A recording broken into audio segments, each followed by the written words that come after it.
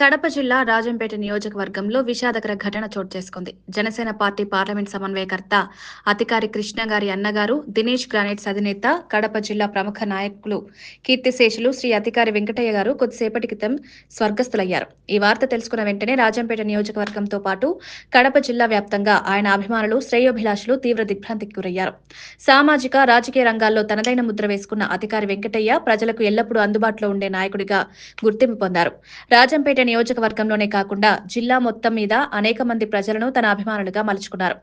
మకుటం లేని మహారాజులా వ్యవహరిస్తూ సేవా కార్యక్రమాల్లో ముందుండేవారని ఆయనతో కలిసి పనిచేసిన నాయకులు గుర్తు చేసుకున్నారు.